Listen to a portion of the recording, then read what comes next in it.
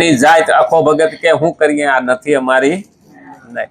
એ નાત જાતમાં માનતા નહોતા હો, પણ ભગતની નાત, આ જ્ઞાનીની નાત, સત્સંગની નાત આ કીધું અમારી નાત નથી, અમારી નાત. એટલે તો આજે આ ભક્તોની ગત કી, ભક્તો ભેગા થાય ને એને ગત, ભક્તોની ગત. અને ગત નું તેડું આવે ને એટલે જાય. એટલે તો આ રામદેવ ને ગત નું તેડું આવ્યું હતું. હા, પાઠ પૂરે ને ત્યાં બીજ ને દાળે. એટલે 12 જગ્યાએથી વાયક આવ્યું અને 12 નું સ્વીકાર્યું. હવે જ્યાં આટલું વાયક સ્વીકારો ને ત્યાં હાજર રહેવું, આમાં એ રીત છે. એટલે 12 જગ્યાએથી આવ્યું ને 12 જગ્યાએ હાજર રહ્યા. એટલે આપણે બોલીએ ને કે 12 બીજ નો ધણી. વરહની 12 બીજ તો આવે જ, પણ આ એક જ દિવસે, એક જ બીજ ને દિવસે 12 જગ્યાએ હાજર થયા. એટલે 12 બીજ નો ધણી કે. બીજમાં તો ઘણું બધું આવે હો. હા, પપૈયાના બીજ આવે, હા, કાકડી ના આવે, કપાસ ના આવે. બીજ એ બહુ મહત્વની વસ્તુ છે હો. આપણું બીજ બહુ મહત્વનું છે. પણ હવે એમાં તો એ વાતમાં જે પડ્યું ને તો પિંડે બ્રહ્માંડે, બ્રહ્માંડે પિંડે બહુ લાંબુ થઈ જાય. કારણ કે આ સૃષ્ટિ ના પિંડ અને બ્રહ્માંડ બે એક છે.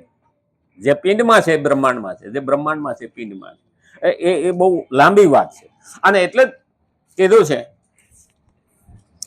જે સ્થિતિમાં કોઈ પણ કર્તવ્ય શેષ નથી રહેતું તે સ્થિતિમાં સાધારણ મનુષ્ય પણ પ્રત્યેક અવસ્થામાં તત્પરતા તેમજ લગનપૂર્વક નિષ્કામ ભાવથી કર્તવ્ય અને કર્મ કરવાથી પ્રાપ્ત કરી શકે છે. કેમ કે તેની પ્રાપ્તિમાં બધા જ સ્વતંત્ર અને અધિકારી છે. તેની પ્રાપ્તિમાં બધું સ્વતંત્ર અને અધિકારી છે. કર્તવ્યનો સંબંધ પ્રત્યેક પરિસ્થિતિ સાથે જોડાયેલો છે. કર્તવ્યનો સંબંધ દરેક પરિસ્થિતિ સાથે જોડાયેલો. આપણું કર્તવ્ય છે. જો મોટા થાય એટલે મા બાપ કેમ હાલવાનું, કર્તવ્ય કરવાનું. પછી ભણવા મોકલે, ભણવાનું એટલે શિક્ષક કેમ હાલવાનું, કર્તવ્ય નિભાવવાનું. પછી આગળ વધીએ એટલે લગ્ન કરવાનું, એ પણ કર્તવ્ય છે. લગ્ન કર્યા પછી માથે હવે બહુ નો વાર થયો, હરખો હાલ લે, અટાણ સુધી નહોતો, વાહે પૂછડું વળી ગયું. કર્તવ્યનો ભાર વધતો જાય. અને જો બોલવા મેલફેલ કરે ને કે 2 છોકરાને બાપ થયો કાંઈક તો સમજ લે, એટલે 45 વર્ષનો લગ્ન ન કરે તો 2 છોકરાને બાપ નથી એટલે એના બુદ્ધિ ન કહેવાય. આવે પણ એક એક કર્તવ્યનો બોજ વધતો જાય. એટલા માટે પ્રત્યેક પરિસ્થિતિમાં કર્તવ્ય ગોઠવાયેલું રહે છે. દરેક પરિસ્થિતિમાં કેવળ સુખ લોલુપતાથી જ મનુષ્ય કર્તવ્યને ભૂલે છે. સુખ અને લોલુપતા, હકીકતમાં સુખ મેળવવાથી મળતું નથી, સુખ માનવાથી મળે. હા, ઘણી વખત પેલા તત્વચિંતકો ભેગા થયા હતા અમેરિકાની અંદર કે દુઃખ કોને કેવું અને સુખ કોને કેવું. હવે આ પરિસ્થિતિમાં સુખ અને દુઃખની વ્યાખ્યા કરવા 3 દાડા સુધી ધૂણા ધોકાવ્યા. ઢૂંઢા કે ને આપણે ધૂણા ધોકાવ્યા. હવે ધૂહામાંથી કોઈ પરાયણ થાય નહીં. એ બાજરીમાંથી નીકળે ને ઈ હો, એને ઢૂંઢા કે ને, કોઈ ધૂહા કે ને કોઈ ઢૂંઢા કે. એને ગમે એટલા ધોકાવો કઈ મેળ બેહે ને. એ 3 દાડા સુધી આના માટે જ લઈ જાય. તો એને છેલ્લે શું લખ્યું? સુખ એને કહેવાય અનુકૂળ પરિસ્થિતિને, અને દુઃખ એને કહેવાય જે પ્રતિકૂળ પરિસ્થિતિ. મને અનુકૂળ છે, સારું લાગે એને સુખ કહેવાય, મને સારું ન લાગે એને દુઃખ કહેવાય. ત્યાં એક 80 વર્ષના તત્વચિંતક ઉભા થયા, વાહેથી આંગળી ઊંચી કરી. દુઃખ આવ્યા વિના સુખ ન મળે.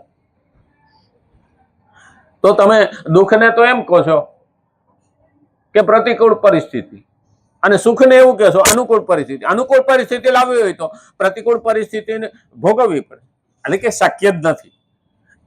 એને બોલાવ્યા સ્ટેજ ઉપર, એને પૂછ્યું તમે શું કહેવા માંગો? તો કે સ્ત્રીને માં બનવું હોય તો 9 મહિના સુધી પ્રતિકૂળ પરિસ્થિતિમાંથી પસાર થવું પડે, અને ડિલિવરી જેવા દર્દમાંથી, દુઃખમાંથી પસાર થાય તો માનું સુખ મળે. ત્યાં સુધી મળે? ઓલા બધાય ચૂપ થઈ ગયા. તો 3 દાડા શું કર્યું?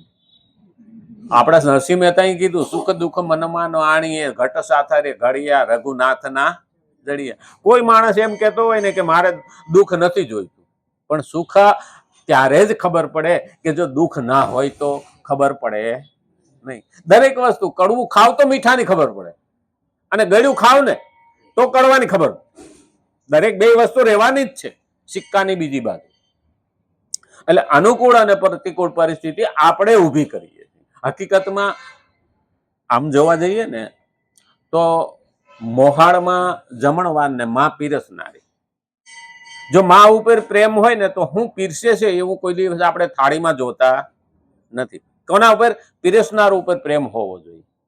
તો આ ઉપરવાળી માં છે ને એ આપણને પીરસે છે. જો એની ઉપર પ્રેમ હોય ને તો થાળીમાં શું આવે છે એને કોઈ દી વિચાર કરવાનો આવે નહીં. થાળીમાં શું આવે એટલે જીવનમાં શું આવે છે. સુખ પણ આવે તોય તારું મોકલેલું છે, અને દુઃખ પણ આવે તો પણ તારું મોકલે. એ મને મીઠું લાગવું જોઈએ. કારણ કે નાનું હોય ને બાળક ત્યારે માં કાંગસો ઘહીને પાતી. પહેલાના જમાનામાં આપણે કાંગસા ઘરમાં રાખતા ને શેકીને પછી એને ગહારો કરી અને પાય. હવે એ જો ચાખીએ ને તો આપણી બપોર સુધી જીભ કડવી રહે. આવો કડવો આવે કાંગસો. પણ માં પાતી, મોઢું પકડીને બે પગ વસાર દબાવીને પાતી. ત્યારે છોકરાને માં દુશ્મન જેવી લાગે ને. માને ખબર છે આ કડવાઈશ તને હું એટલા માટે આપું છું તારા પેટના રોગો મટી જાય, તારા જીવનને સારું લાગે. તો આ ઉપરવાળી માં આપણું નહીં ધ્યાન રાખતી હોય કે તને હું આ કડવો કાંગસો જ આપું છું. થોડા જ્યાદા દુઃખ આવે તો આપણી પરિસ્થિતિ ભગવાન કડક બનાવવા માટે, કઠોર બનાવવા માટે આવે. કારણ કે સર્કસમાં જે સિંહ હોય ને એ જંગલમાં જઈને શિકાર કરી ન શકે. સર્કસનો સિંહ હોય ને એ જંગલમાં જઈને શિકાર ન કરી શકે. અને જંગલમાં છોડે ને, આ જયારે કાયદો આવ્યો ને કે સર્કસમાં સિંહ નહીં રાખવાના, એટલે 5 સિંહ જંગલમાં છોડ્યા હતા સર્કસ વાળાએ. કારણ કે એને તૈયાર ભોજન મળતું હોય સર્કસ વાળા તરફથી. અને ઓલા જંગલમાં ગયા ને તેને ઓલા જંગલી કૂતરા હોય ને એની ફારી ખાતા. એને એનો સામનો કરતા આવડે નહીં. કારણ કે એ જો મુક્ત મને ફેર્યા હોય તો અમારે 1.5 લાખની ભેંસ મારે. હા, અને આને તો કૂતરા મારી નાખે. એટલે આપણું આ એવું જ થયું છે. આપણે શું ને જંગલના શેર નથી, આપણે સર્કસના થઈ ગયા. અને અમુક પૈસા વાળા એ તો પિંજરાનો પોપટ બનાવી દીધા. હા, પઢોરે પોપટ રાજારામ ને એમાં કઈ ઠેકાણું નથી. કારણ કે અમુકના છોકરા છે ને, હા અમુક મામીઓ એવી હોય એક ઈડના ખાધેલા હોય એટલે મને થાળી લઈને ફરતી હોય. લે બકા ખાઈ લે, લે બકા, બકાને ભૂખ લાગશે ખાઈ લે. આપણે ક્યાંય રખડતા ને ભાટકતા હોય ને ભૂખ લાગી હોય તો હા કબાટમાંથી રોટલા કાઢીએ, ટાઢા હોય તો ખાઈ જતા. અને ત્યારે પઠા જેવા હતા. અને અટાણે તો ખવડાવીને અદોદરા કરી નાખ્યા. હમણાં તો ગુજરાતમાં આવ્યું ને, ગુજરાતમાં કાલના જ પેપરમાં હતું, ડાયાબિટીસ બહુ આવ્યું. 1લો નંબર છે ગુજરાતમાં ડાયાબિટીસ. આપણે હાથે કરીને લાયા. એક તો આરામ, એક તો વિકૃત ખોરાક, અને આપણી જિંદગી જીવવાની પદ્ધતિ બદલાઈ ગઈ. એટલે આ બધું જ આપણને કીધું છે. નહીતર આ ગુજરાતનો ખોરાક જુદો, દક્ષિણ ભારતનો ખોરાક જુદો, ઉત્તર ભારતનો ખોરાક જુદો. એ લોકો સરસ્યું ખાય, આપણે સિંગ તેલ ખાય અથવા તો કપાસિયાનું તેલ ખાઈએ. પછી આ લોકો છે ને આંબલીનું પાણી ને ભાત ખાય દક્ષિણ ભારત. તો હવે એ આપણે અહીં ખાવા જઈએ તો હોજીને ઢમઢોલ દેવા થઈ જાય કે ન થઈ જાય. દરેક પ્રકૃતિ અનુસાર રહેવું. આપણે તો છે અમેરિકાનું અહીં ખાવા મીઠા બોલો. અને ગુજરાતીઓ 1લો નંબર ઓલા પીઝા નહીં. હા, એક માજી તો રેસ્ટોરન્ટમાં ગયા, હે ભઈલા કે શાકવાળો રોટલો આવવા દે. બોલા બધા સમજે નહીં કઈ, એટલે કે શાકવાળો રોટલો દે. આપણો એક દેશી ત્યાં ઘૂસી ગયો તો રેસ્ટોરન્ટમાં. એ કે પીઝા માંગે. એટલે કે હે તો કે હા, એ લઈને ગયા ને ઓલો પીઝા લે. હા બસ કે હા મારી કે 250 રૂપિયાનો આવશે, દે મને. બોલો, હવે એને શોખ લાગ્યો તો પીઝાનો. હવે તો નાના છોકરાને જાગે કે ન જાગે. અને આ પીઝા એ તો દાટ વાળ્યો છે, મેદામાંથી થાય, બાજરીના રોટલા હારા હતા, માથે શાક મૂકીને ખાતા હતા. હા, અને આ તો ટાઈમ થઈ ગયો. આપણે આપણું જીવન સુધારવું પડશે. અને આવનારી પેઢી નહીતર ખતમ થતી જાય. બહુ મહત્વના મુદ્દા છે, પણ આજ તો આપણે પૂરું ટાઈમ થઈ ગયો. આવતીકાલે જો હું રામચંદ્ર ભગવાન કી, કૃષ્ણ કનૈયા લાલ કી, ગજાનંદ ગણપતિ ભગવાન કી, નમઃ વતી હર હર મહાદેવ.